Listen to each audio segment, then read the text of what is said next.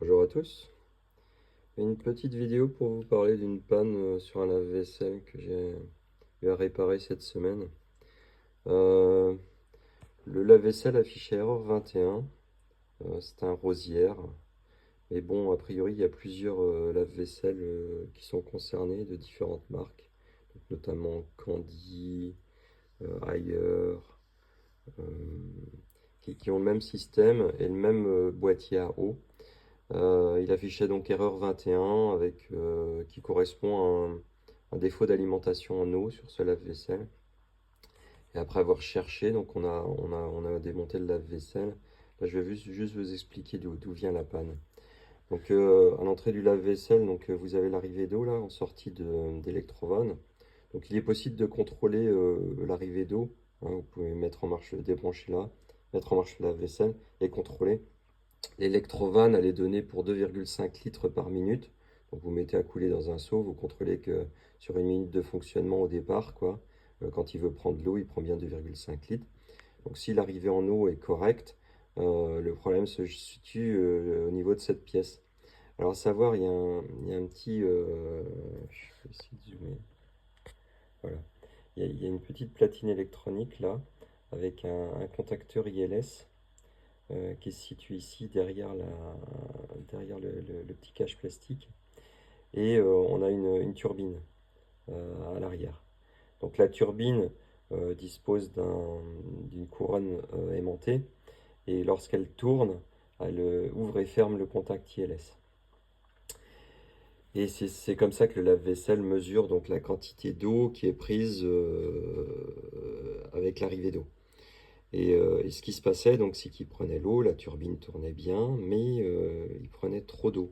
Alors on peut voir à l'intérieur du lave-vaisselle que le niveau d'eau montait anormalement.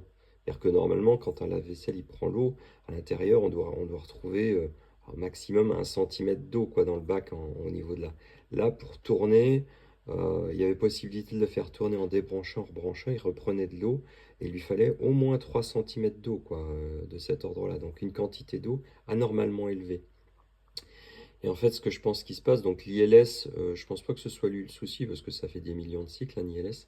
Par contre, la couronne aimantée à l'intérieur de la turbine, il y a parfois les aimants, avec le temps, ont tendance à perdre leur aimantation.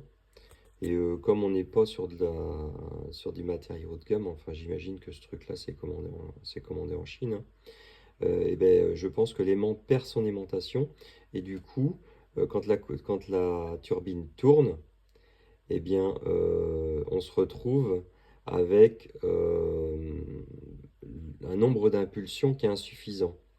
Alors, on a accès au contact, hein, j'ai essayé de contrôler les contacts, là, il y a du 5 volts qui vient de la platine, et ça se fermait et s'ouvrait, je l'ai fait tourner à la main un petit peu, ça avait l'air assez sporadique comme fonctionnement.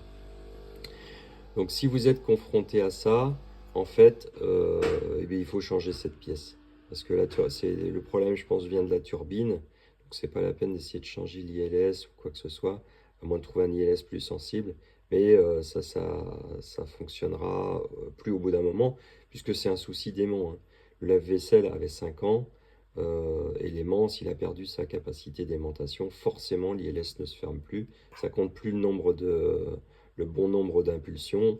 Et du coup, eh ben, il y a une sécurité qui fait que si ça ne se remplit pas au bout d'un certain temps, ça coupe, quoi. Voilà, c'est ce que je voulais vous dire. Alors, on trouve assez facilement hein, cette pièce, trop facilement d'ailleurs. C'est ce qui m'a un petit peu indiqué que bon, euh, le problème venait de là, hein. Vous voyez, la pièce, elle est là. Ça vaut 20-25 euros. La partie là, c'est assez simple, hein, c'est vissé à l'intérieur du lave-vaisselle. On dévisse. Sur la partie basse, il y a deux clips. C'est un petit peu plus délicat. Il faut les écarter, donc un par un, pour pouvoir sortir la pièce verticalement. Hein, c'est peut-être la partie la plus délicate pour pas casser en fait la pièce où c'est clipsé, quoi. Et on soulève vers le haut. Donc on dévisse à ce niveau-là pour démonter. On l'écarte un petit peu. On déclipse ici et on soulève en même temps. Et vous voyez la turbine, donc elle est là, hein. On la voit bien. Et de l'autre côté, eh bien, l'ILS qu'on voit un petit peu qui est ici, quoi, à ce niveau-là, dessous là. Hein. Donc moi, il n'y avait rien d'oxydé, les contacts, tout ça, c'était bon, c'était alimenté. Enfin, il n'y avait aucun souci de ce côté-là. Alors c'est une panne, je pense que bah, ils vont tous être confrontés, hein.